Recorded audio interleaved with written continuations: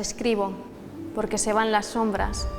Sin ellas no puedo presionar la herida que sangra, ni el dolor que aflora de su herrumbre. Baja las persianas para que surja mi ausencia en el espejo, para que la luz abrase el reflejo de una niña que duerme sobre un nido de metáforas.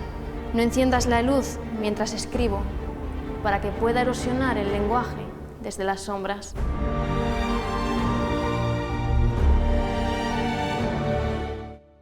María Martín Hernández, acabas de publicar Deshabitar el cuerpo, que además ha obtenido el premio de poesía Ángel Guinda, el primer premio de poesía. Primero, sí. Te voy a empezar a preguntar casi por él. Yo no sé si lo llegaste a conocer, si es una de tus lecturas preferidas y qué relación tenías con Ángel Guinda.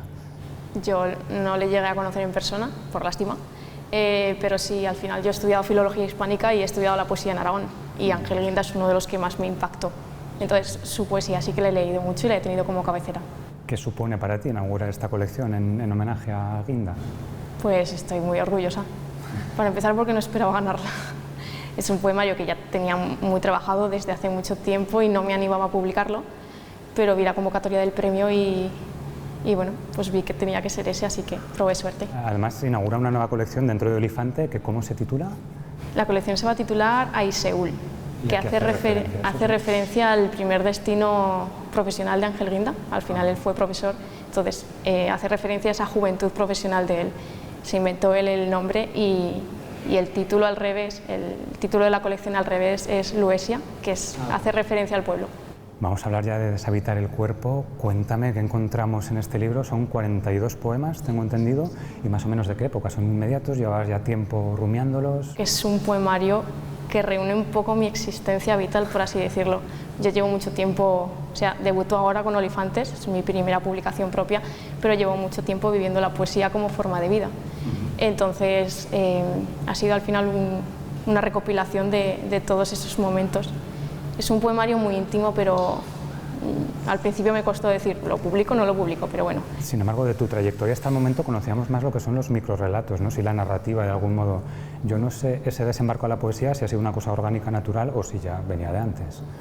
Yo lo primero que me lancé a escribir fue una novela, que quedó finalista en el premio Jordi Sierra y Fabra, en 2014, me parece. Tenía yo en ese entonces 16, 17 años. Y luego, años más tarde, pues apareció en mi vida la poesía y al final me ha enganchado completamente. Cuéntame un poco cómo está estructurado el libro, porque creo que son 4 partes y no es nada casual, ¿no? Tiene todo un sentido. Decidí esquematizarlo alegóricamente a través del ciclo de vida de la mariposa, es decir, huevo, larva, crisálida y mariposa. Y al final pues doy un paseo sobre mi propia experiencia de vida. A través de la memoria, la nostalgia por un tiempo que fue mejor. Te da mucho pudor, quiero decir, es un libro muy intimista, muy lírico. No sé si el hecho de saber que lo van a leer otras personas te afecta de algún modo, ¿lo has reflexionado? Pues en un primer momento sí, de hecho yo creo que me costó tanto llegar a decidir a publicarlo, porque es algo muy íntimo que yo cuento, sobre todo la parte de devorar el cuerpo. Es la tercera parte del libro y hace referencia a la crisálida. Al final todos sabemos que es como que te escondes en tu propio cuerpo. Yo pasé por unas circunstancias muy complicadas a nivel personal y ahí es donde, en esa parte es donde plasmo todo eso. Soy polvo de pájaro, pluma rebelde que escarpa entre los barrotes de unos huesos encharcados por la ceniza.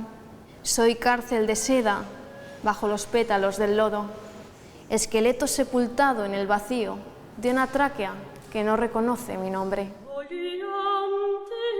¿Y por qué decides finalmente dar el salto y publicarlo? Quiero decir, ¿puedes resultar empática para el lector o...?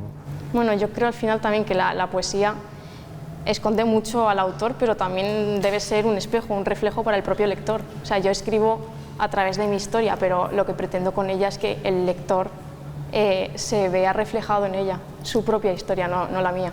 Hemos hablado del ciclo de la mariposa, hay un poema también que me gusta mucho que es de Diente de León. Yo no sé si la naturaleza está muy presente, si es algo... Sí, me voy nutriendo pues, de elementos como la tierra, la infancia, el cuerpo también. Y en concreto el poema de Diente de León viene de esa infancia que al final tú soplas un diente de león y se esparce Entonces me gustó mucho esa imagen y metafóricamente la vi en un poema.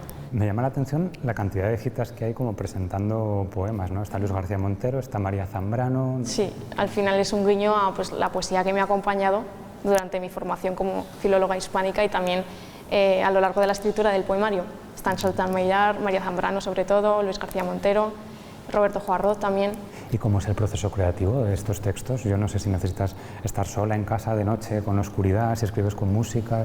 A oscuras no escribo porque entonces no veo, pero hay un poema, de hecho es el último del poemario, que se titula Poética de la sustracción, que dice, baja las persianas mientras escribo. Entonces es como yo escribo a oscuras, pero a oscuras por dentro, ¿sabes? No, mi poesía se puede decir que no es muy alegre.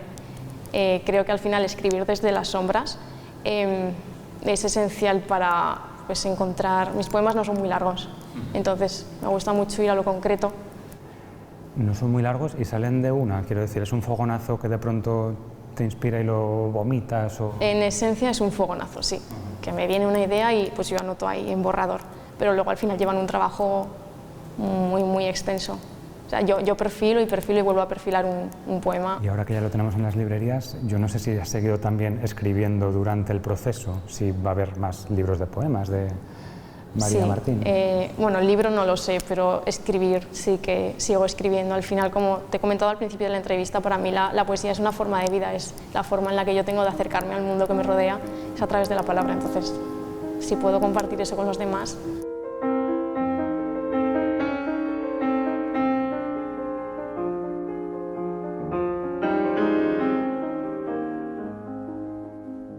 ¿Qué caldo de cultivo crees que se da en Aragón para que aparezcan tantos autores jóvenes, sobre todo en poesía, verdad? Que hay nombres muy incipientes y muy interesantes.